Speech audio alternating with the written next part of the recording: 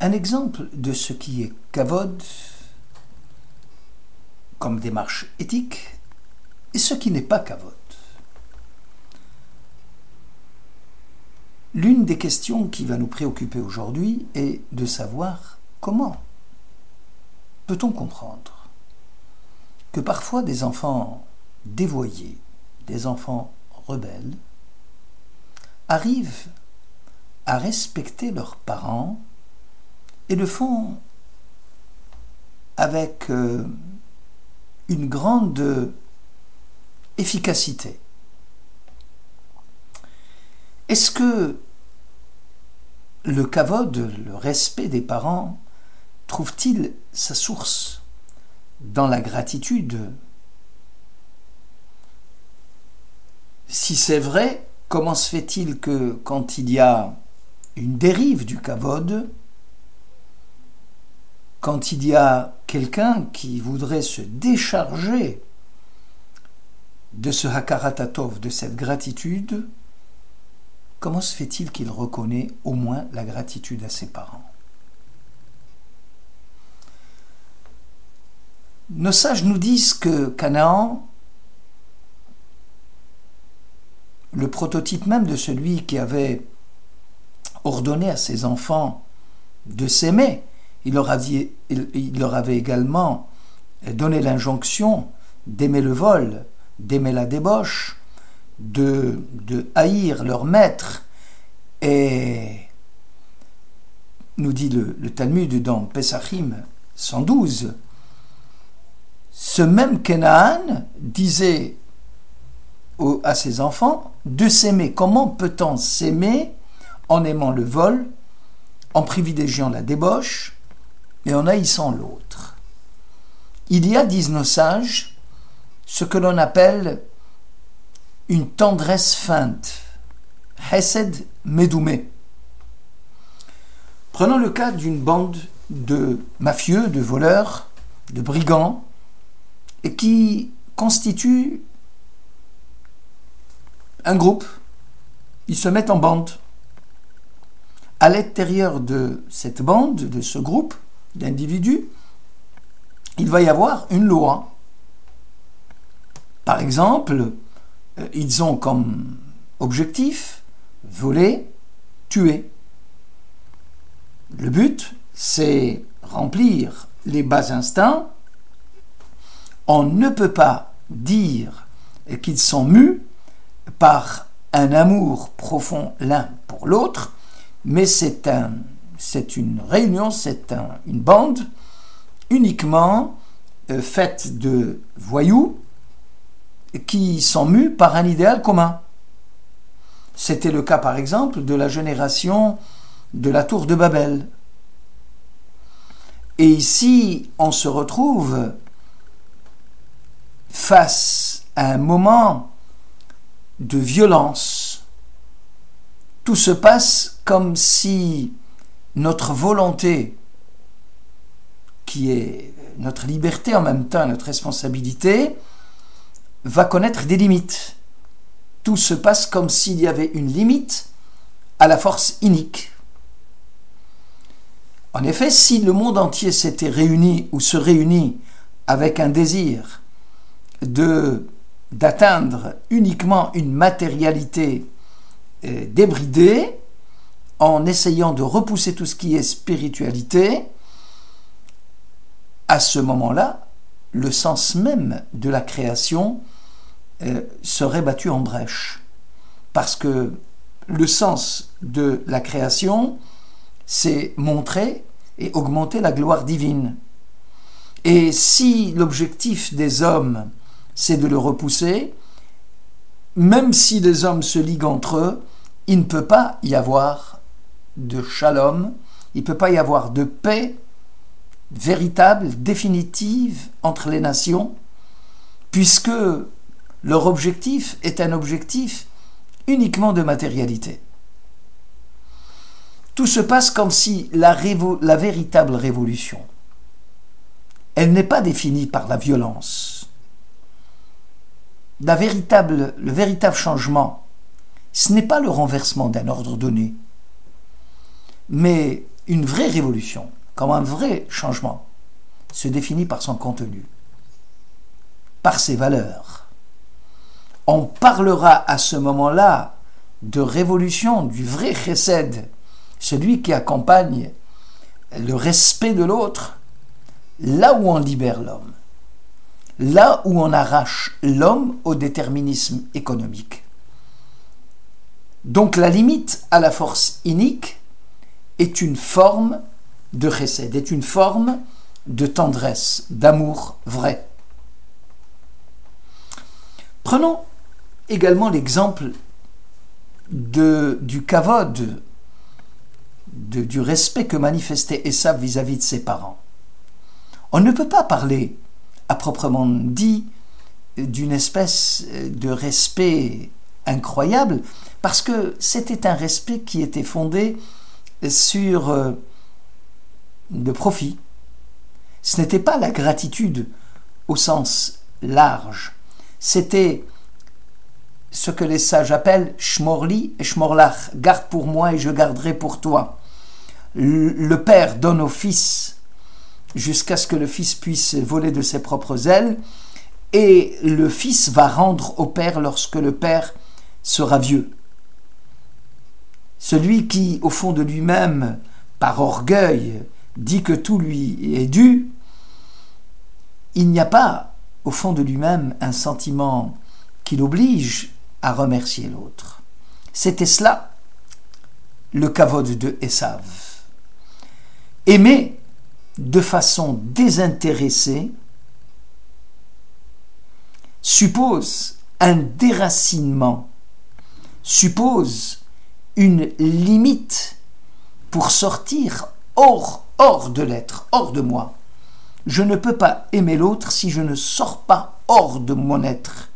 C'est un au-delà de l'être.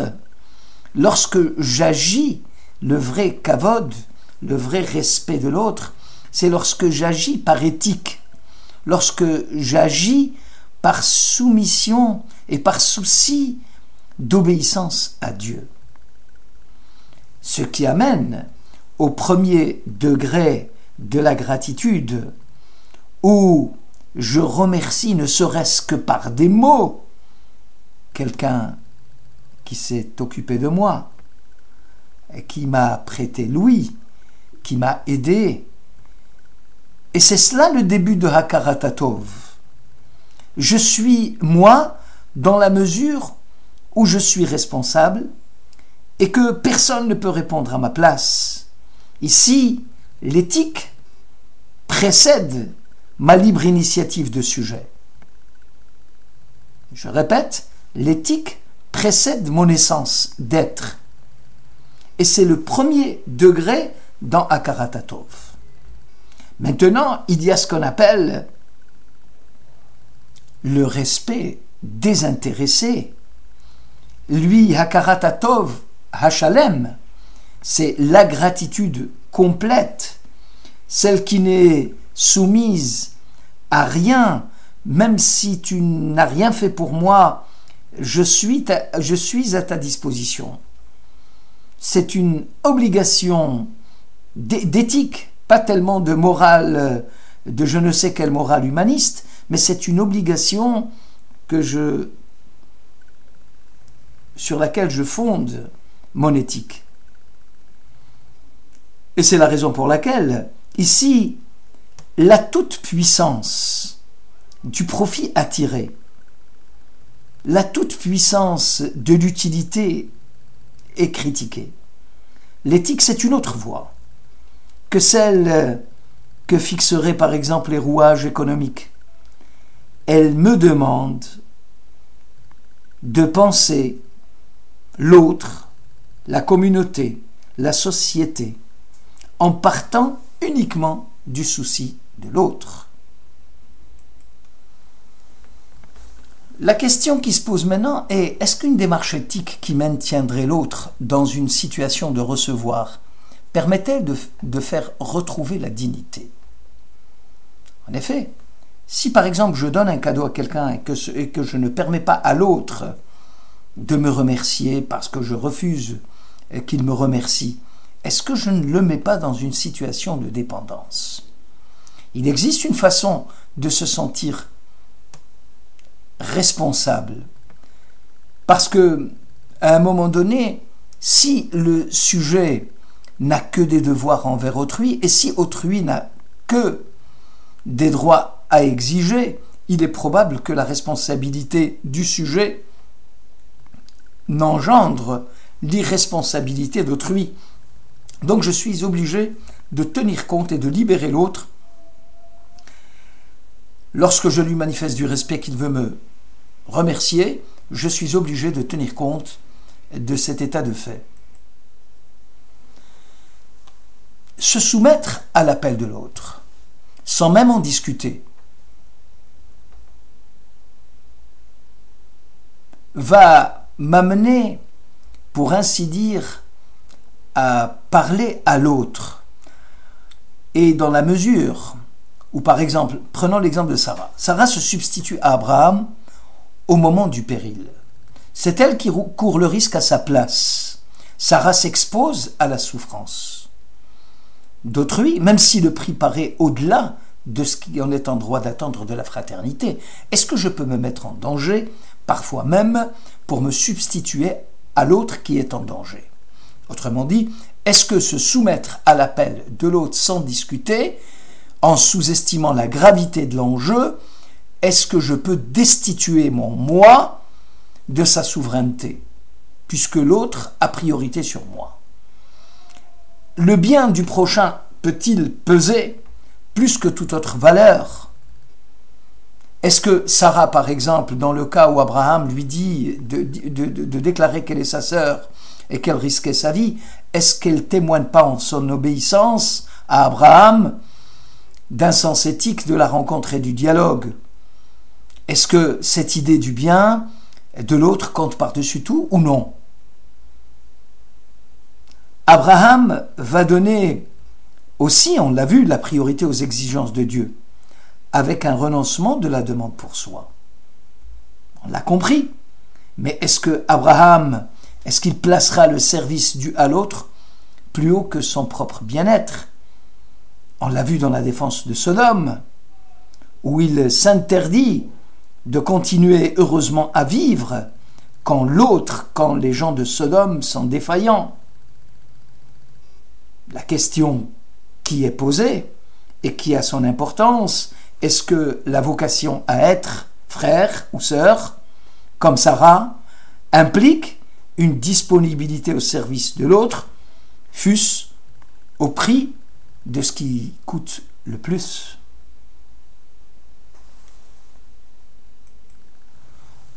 Ou pour le dire autrement, est-ce qu'il y a une limite à l'engagement de soi pour sauver l'autre?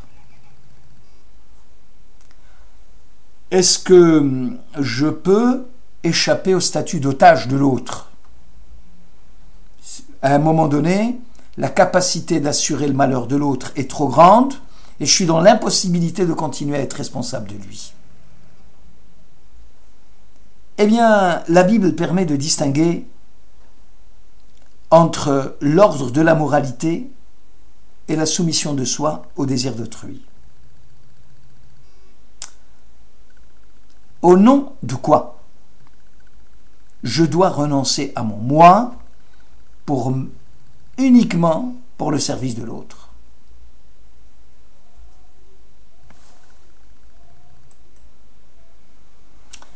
Je disais que la Bible permet de distinguer entre l'ordre et la moralité. L'ordre de la moralité est la soumission de soi au désir de l'autre. Pour lui plaire, pour garder son amour. En réalité, ce qu'il faut retenir, c'est que la disponibilité à autrui ne peut jamais se retourner en tyrannie de l'autre sur soi, sous peine de se détruire.